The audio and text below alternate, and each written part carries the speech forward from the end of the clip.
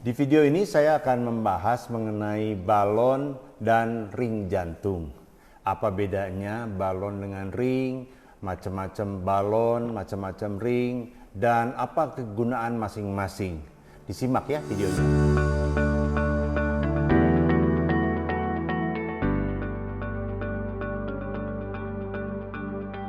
Halo teman-teman, ngobrol seputar jantung bareng Dr. JJ bersama saya Rin, dan kali ini kita bakal bahas tentang ring serta balon. Nah, tentu aja bareng Dr. JJ di sini. Sebelum itu kita langsung aja to the point sama Dr. JJ-nya. Perbedaannya, Dok. Ring sama balon itu bedanya apa? Oke, jadi kita akan jelaskan perbedaan struktur morfologi dari balon dan ring. Nah, kita ini dulu, lihat dulu ini ibaratnya pembuluh darah koroner kita. Nah, pembuluh darah ini mestinya kan mulus. Ketika dia mengalami penyempitan, katakanlah ada plak di dalamnya, maka kita akan masukkan balon. Nah, balon ini modelnya, ini contoh, ibaratnya ini balon. Balon itu kayak gini morfologinya, persis kayak kita balon begini, ya. Kalau aslinya sebesar itu. Jadi itu kira-kira balon ukuran 2 atau 3 mili yang masih dalam kondisi kuncup. Katakanlah ini perwakilan dari balon itu dalam kondisi kuncup, ya masih begini. Nanti dalam kondisi kuncup kita akan mengembangkan si pembuluh darah ini yang sudah ada penyempitan. Jadi si balonnya dimasukkan ke dalam pembuluh darah, gitu.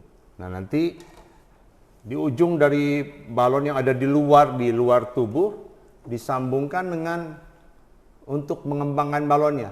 Ini mainan ini, tapi bentuknya juga mirip-mirip seperti begini dalam kondisi kita melakukan tindakan pembalonan, ya.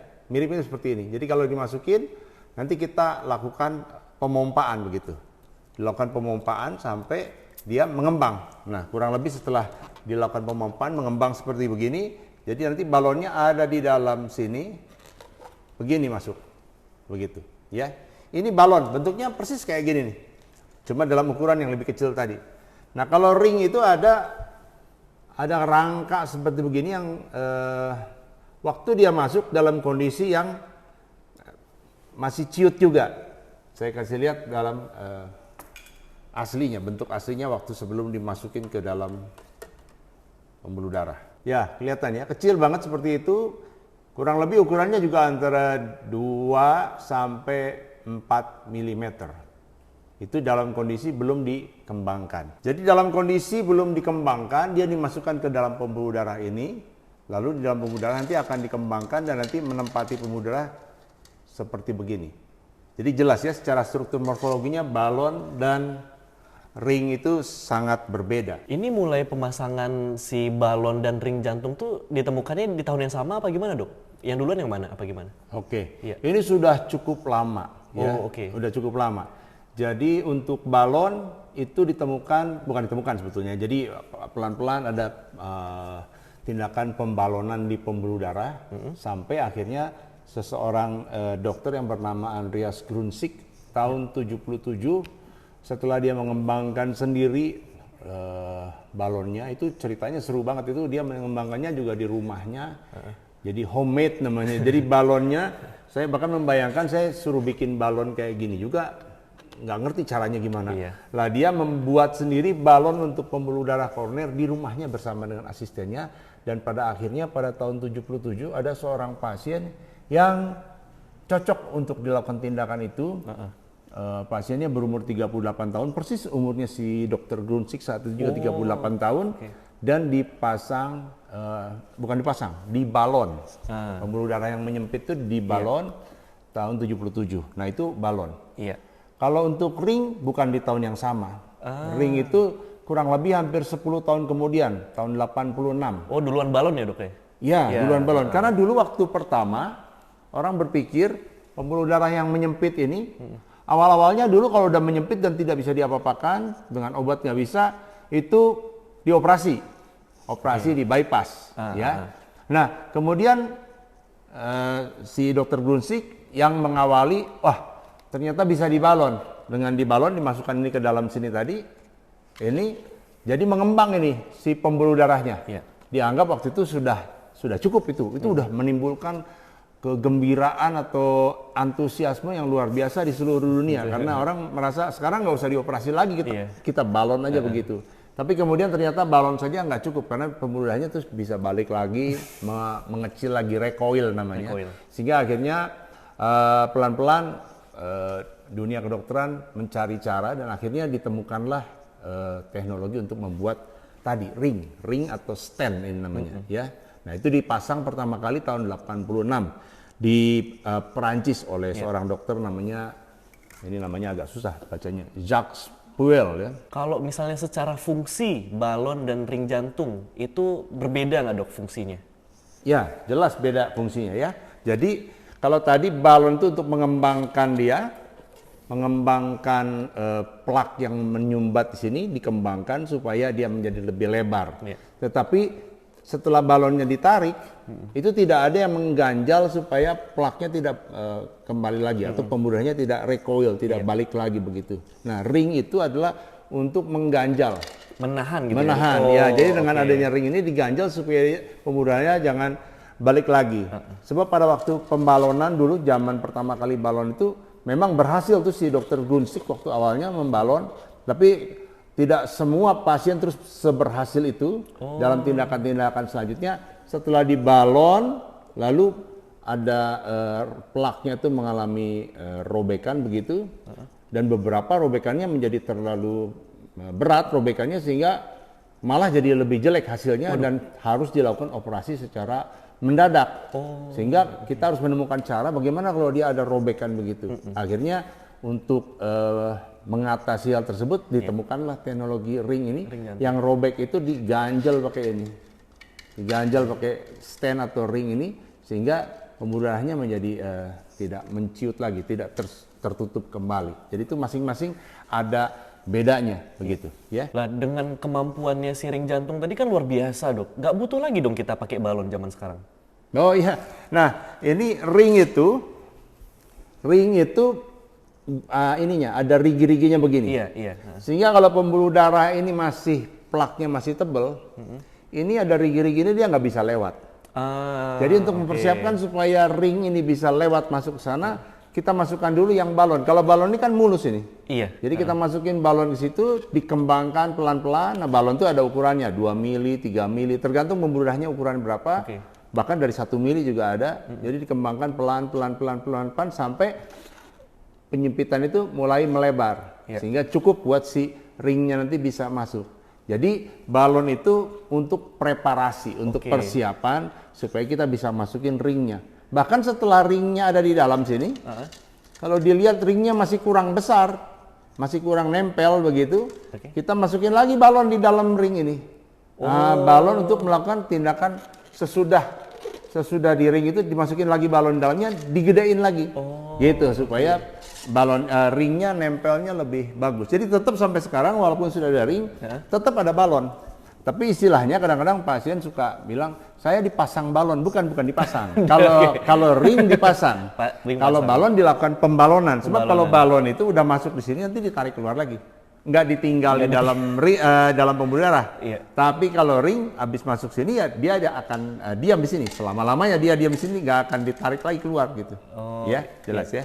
Berarti bukan balon yang ditinggalkan, tapi dikombinasikan justru ya dok ya? Oh iya, jadi balon tetap ada. Jadi balon itu penemuan awal itu tetap ternyata masih berguna. Tapi sekarang disempurnakan, habis dibalon, hasilnya supaya optimal dipasang ring gitu.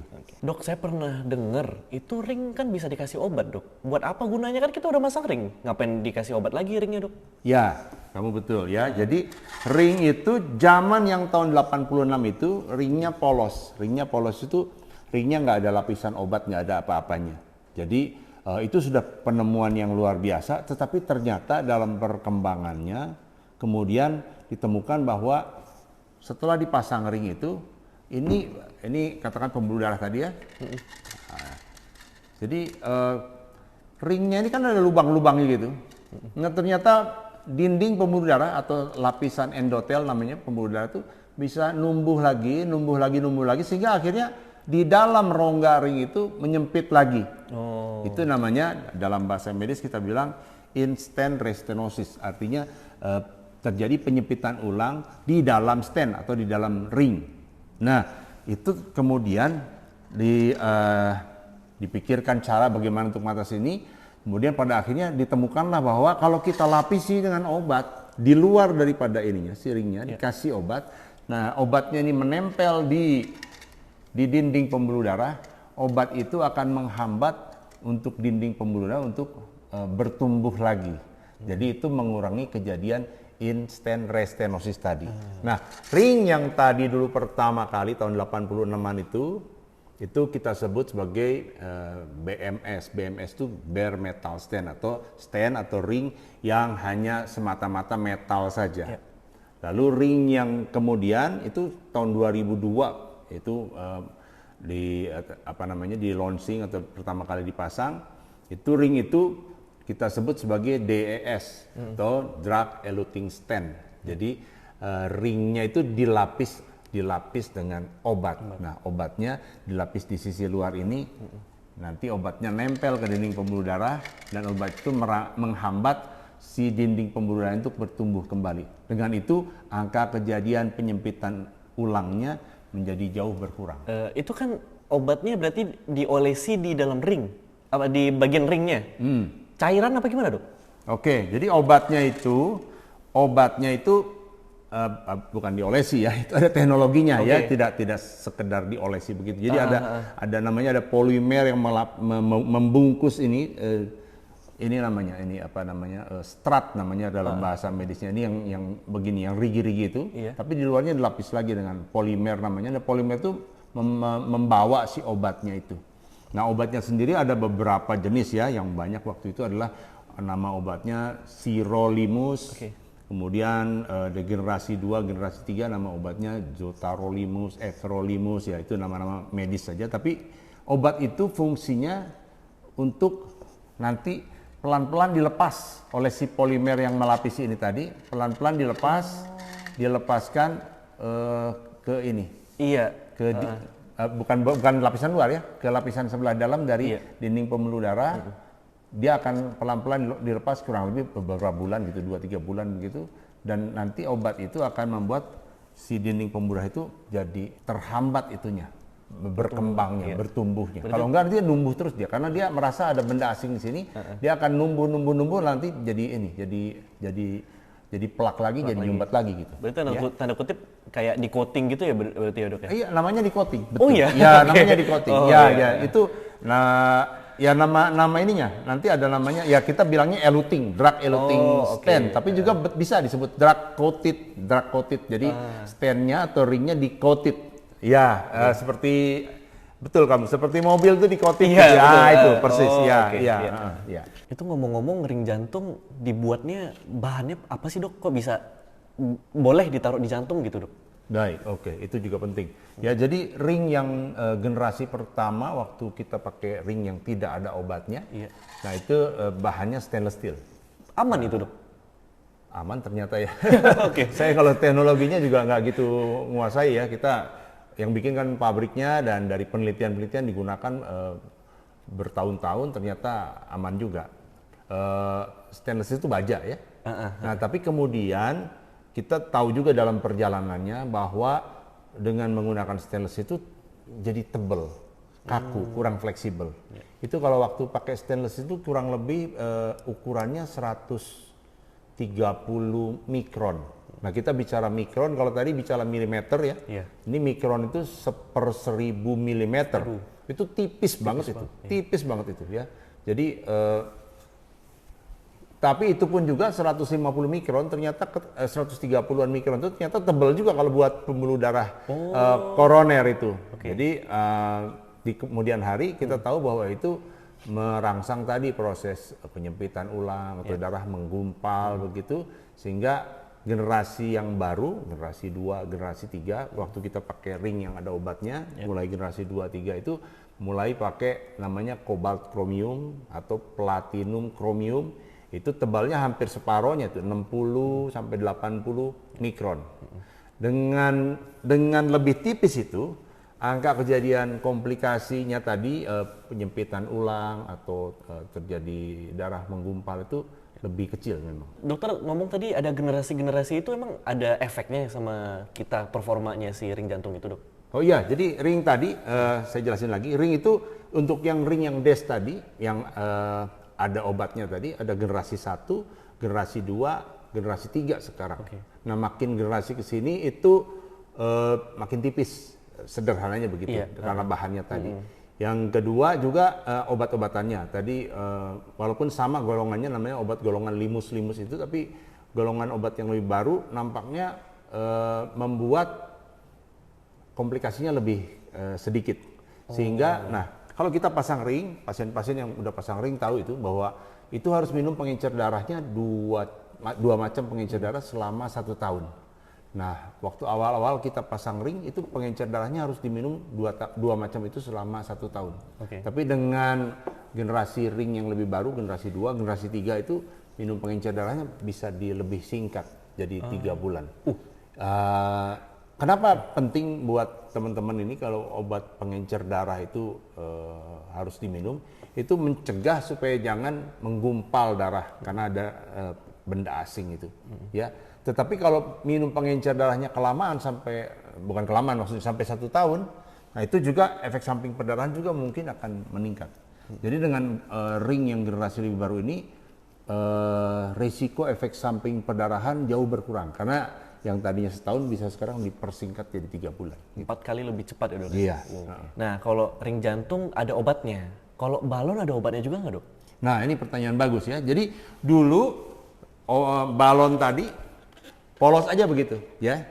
Nah, setelah kita ketemu teknologi ringnya dilapisin obat, rupanya para orang dari industri kesehatan ini mulai memikirkan gimana kalau balonnya kita kasih obat juga. Dan itu benar dikasih obat sekarang. Ada balon yang dikasih obat, itu mulai 2004, mulai itu balon dilapis obat. Beberapa tahun awal itu penggunaannya masih terbatas. Tapi terus terang belakangan ini penggunaannya makin hari makin meluas. Artinya makin sering kita hanya pakai balon saja, tidak lagi dipasang ring. Jadi yang tadi saya cerita, balon itu buat persiapan untuk nanti dipasang ring setelahnya. Tapi ternyata kalau balonnya dikasih obat, nanti waktu dia dikembangkan, obat yang melapisi atau yang coating tadi. Nah, ini makanya namanya juga DCB. DCB itu drug coated balon. Jadi balon yang di coating dengan obat, jadi di luarnya ada lapisan obatnya. Nanti waktu dikembangkan, obatnya tuh akan nempel secara merata ke seluruh dinding pembuluh darah yang dikembangkan itu.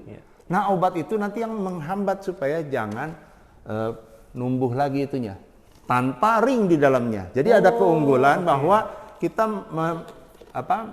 membuka si plaknya itu tanpa memasang ring, benda asing lagi di dalamnya, ya.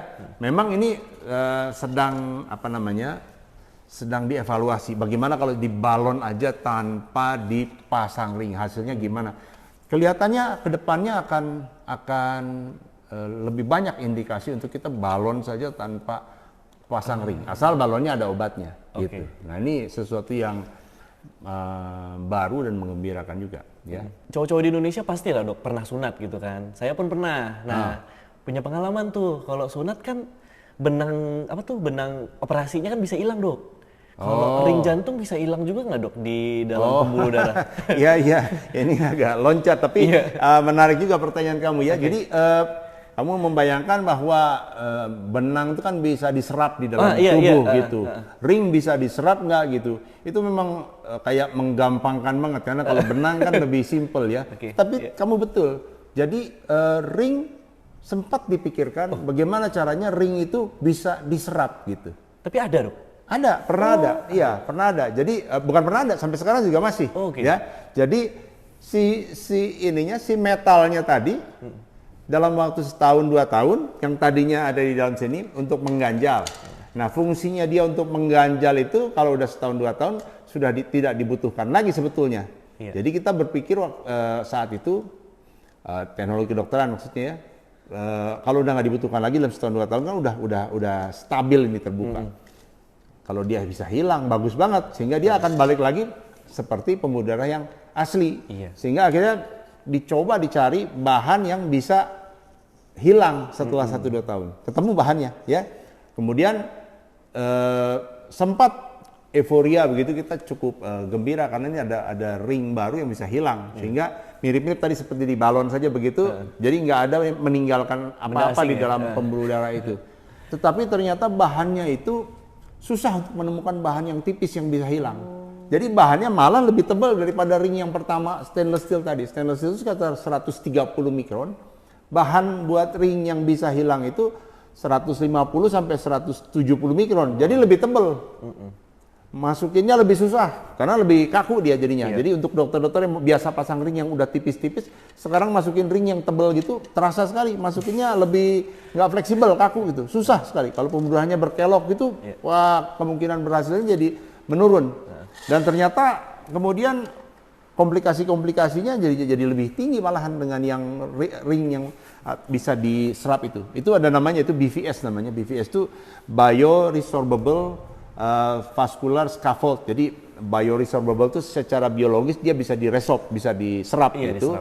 Kalau vaskular itu pembuluh darah. Scaffold itu ini maksudnya, scaffold itu rangka ininya bisa diserap begitu. Jadi akhirnya sempet itu tahun-tahun 2015 2016 itu. Oh, baru ya, Dok ya? Ya, sempet agak booming begitu, tapi reda pelan-pelan. Setelah diteliti setahun, 2 tahun, 3 tahun, hasilnya tidak terlalu menggembirakan. Akhirnya sekarang hampir kita nggak pakai lagi. Berarti Dokter JJ sangat tidak menyarankan untuk sekarang? Ya bukan hanya saya, ya sebagian besar boleh bilang dokter jantung yang pasang ring sekarang nggak pakai ring itu lagi. Nah, kedepannya nih Dok, ring jantung itu ada evolusi lagi nggak? Ada perkembangan lagi nggak? Atau yang kita sebut stent ini ada perkembangan lagi nggak? Ya, nah kita sudah gembira sekali karena dengan generasi stent yang terbaru yang saya bilang tadi, generasi 3 itu hasilnya sudah sangat bagus. Tetapi tetap aja kita penasaran bisa nggak kita mengembangkan yang lebih baru. Dan ini kurang lebih baru setahun ada pengembangan yang menggabungkan antara ring yang kita pakai sekarang dengan tadi yang ringnya bisa diserap, bisa hilang. Tapi ini bukan hilang semuanya. Jadi ringnya itu desain dari apanya ini ya, strat itu ininya ya, yang polanya ini ya, motif-motifnya ini.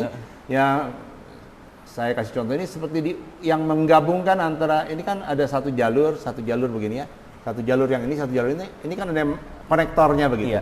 Nah, konektornya tuh dibikin dengan desain khusus sehingga setelah 6 bulan konektornya tuh melonggar gitu. Jadi konektornya tuh hubungannya yang satu begini, yang satunya jepit gini nih. Iya. Jepit gini. Nanti ketika polimer yang melapisi ininya sudah larut dalam 6 bulan, dia jadi longgar ininya, jadi loose gitu, jadi longgar. Jadi bisa gerak-gerak. Nah, pembuluh darah ini sebetulnya elastisitas, ada tonusnya, ada apanya tuh, dia bergerak sesuai, kan jantung kan berdenyut. Betul. Jadi dia harus bergerak ngikutin denyutan jantung.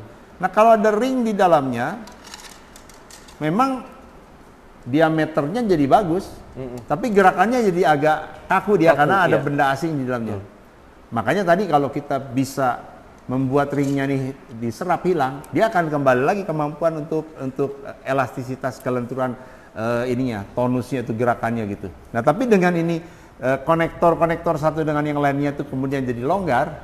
Nah, itu diharapkan nanti dia waktu di dalam itu si ring ini bisa ngikutin juga gerakan si pembuluh darah. Dengan begitu, jadi keaslian daripada dinamika gerakan pembuluh darah itu bisa dikembalikan, dan itu sudah ada ring yang seperti itu.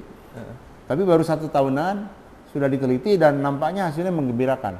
Mungkin kita masih perlu menunggu 1 atau 2 tahun lagi ke depan. Mungkin kalau itu berhasil penelitiannya, ke depannya mungkin ringnya model kayak gitu. Masih ring juga, masih stand juga, tapi dengan desain yang baru itu dia menggabungkan antara ring yang untuk tugasnya atau fungsi yang menahan supaya ini jadi rangka untuk menahan pembuluh darah, tapi sekarang dia juga ringnya juga lebih lentur gitu, sehingga lebih fleksibel gitu ya. Wah, terima kasih ya Dok ya, gila, sampai sekarang pun masih ada perkembangannya dan evolusi lagi di bagian kesehatan seputar jantung. Jadi teman-teman semua jangan lupa nge-share juga video ini dan follow juga yaitu sosmed kita yang lain, dan bisa lihat di layarnya teman-teman bagian bawah sini dan di deskripsi juga. Jadi terima kasih telah menonton video ini, jangan lupa di subscribe dan like videonya, dan saya Arin, pastinya Dr. JJ. Terima kasih dan sampai jumpa di video berikutnya.